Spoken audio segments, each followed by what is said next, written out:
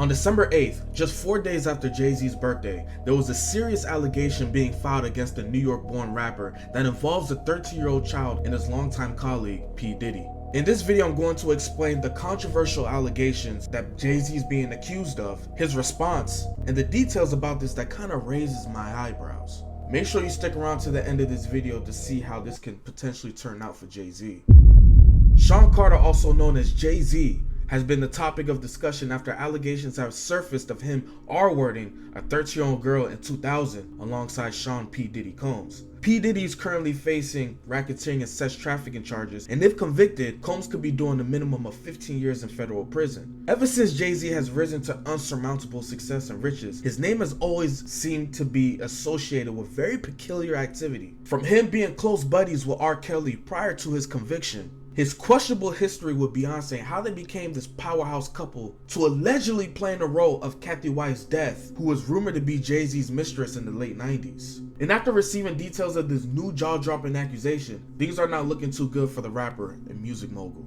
According to the reports, the lawsuit says a friend dropped this 13-year-old off at the VMAs at Radio City Music Hall. This alleged underage victim did not have a ticket, and she approached various limousine drivers to try to gain access to the show or an after party. One driver, the lawsuit says, told her that he worked for Combs and that she fit what Diddy was looking for. He invited her to a party after the show and told her to return to his car later in the evening after he transported Carter and Combs. Later, the driver picked her up, the suit says, and after 20 minutes they arrived at the White House with a U-shaped driveway. She had to sign a document she believed was a non-disclosure agreement on arrival and did not receive a copy to enter the party, which the suit says was filled with celebrities and people doing marijuana and that cocaine.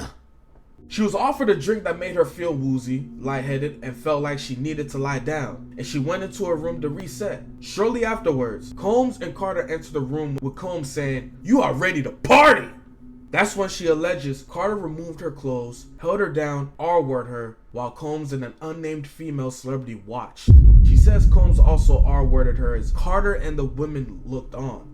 The suit says that she was able to resist being forced to perform fellatio on Combs by hitting him in the neck, and then he stopped. After the alleged assault, she grabbed her clothes and left. She made her way to a gas station where she called her father. The accuser is seeking unspecified damages. The lawsuit is filed under New York's Victims of Gender-Motivated Violence Protection Act. So according to these accusations that this unknown victim has filed, she finessed her way into a celebrity show or after party with the aid of a limousine driver that knows Diddy. Upon arrival, she had to sign this NDA in order to enter this said after party or show. She was then offered a drink, and after consuming it, she felt lightheaded and woozy. She decided to go to a room to lay her head down and rest. That's when Diddy and Jay-Z entered the room with an unnamed female celebrity, and they proceeded to take turns forcing themselves onto the underage victim. And after this traumatic experience, that's when she left the party, went to a nearby gas station, and called her father to pick her up. Now, because of this serious matter, it prompted Jay-Z and his lawyers to immediately release a response to defend his innocence. The following statement reads, "My lawyer received a blackmail attempt, called a demand letter from a lawyer named Tony Busby. What he had calculated was the nature of these allegations and the public scrutiny would make me want to settle. No, sir. It had the opposite effect. It made me want to expose you for the fraud you are in a very public fashion. So no, I will not give you one red penny. These allegations are so heinous in nature that I implore you to file a criminal complaint, not a civil one. Whomever would commit such a crime against a minor should be locked away. Would you not agree? These alleged victims would deserve real justice if that were the case." This lawyer, who I've done a little bit of research on, seems to have a pattern of these type of theatrics. I have no idea how you have come to be such a deplorable human, Mr. Busby. But I promise you, I've seen your kind many times over. I'm more than prepared to deal with your type. You claim to be a Marine? Marines are known for their valor. You have neither honor nor dignity. My only heartbreak is for my family. My wife and I will have to sit our children down, one of whom is at the age where her friends will surely see the press and ask questions about the nature of these claims and explain the cruelty and greed of people. I mourn yet another loss of innocence. Children should not have to endure such at their young age. It is unfair to have to try to understand inexplicable degrees of malice meant to destroy families and human spirit. My heart and support goes out to true victims in this world who have to watch how their life story is dressed in costume for profitability by this ambulance chaser in a cheap suit. You have made a terrible error in judgment thinking that all celebrities are the same. I'm not from your world. I'm a young man who made it out of the projects of Brooklyn. We don't play these type of games. We have very strict codes and honor.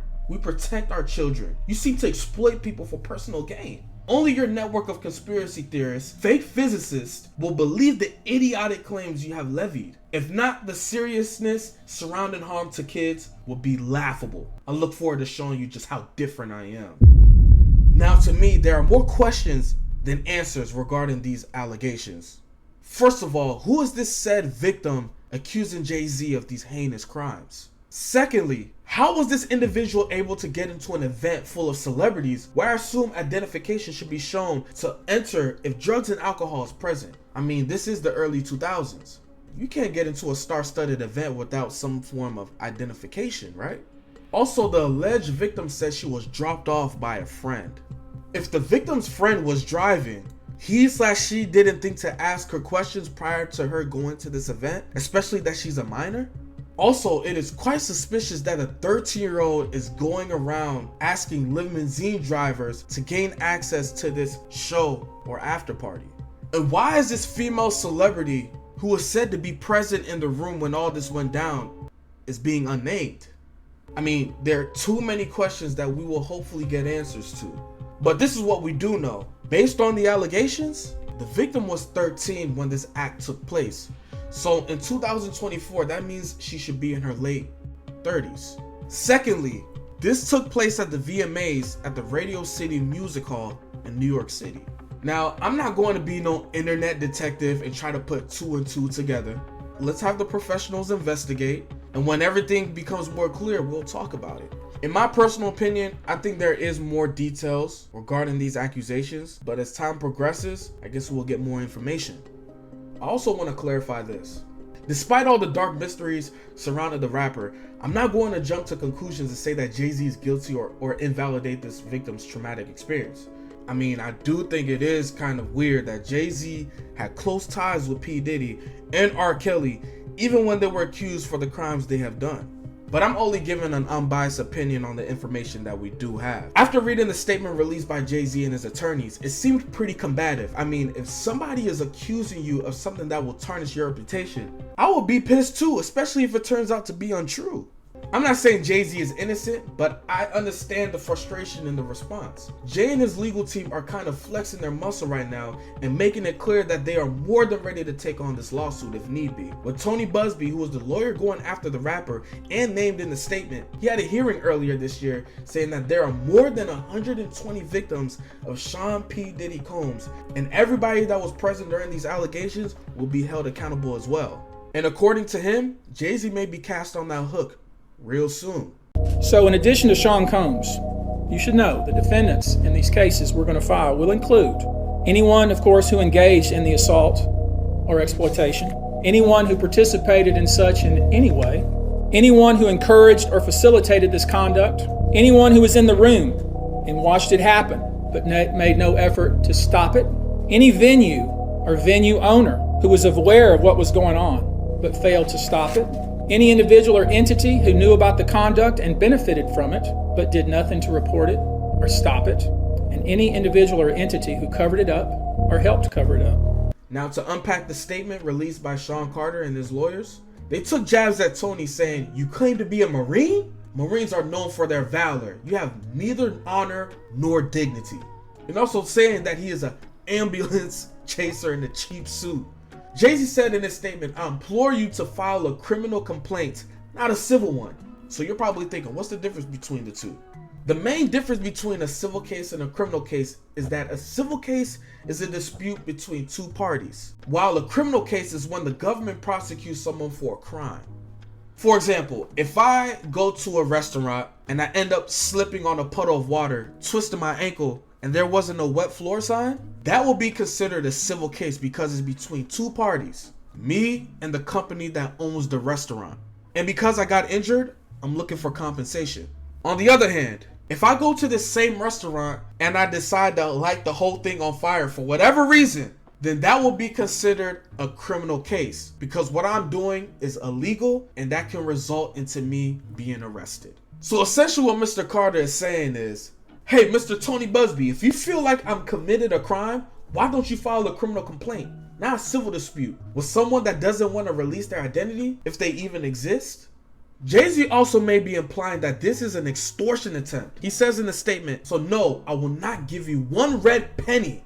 Then he goes on to say that this is an attempt to damage his brand and that his kids can negatively be affected by these heinous allegations. Look, being accused of R-wording somebody is a very serious matter. If the alleged victim's story turns out to be true, then my prayer goes out to this victim and they deserve justice immediately.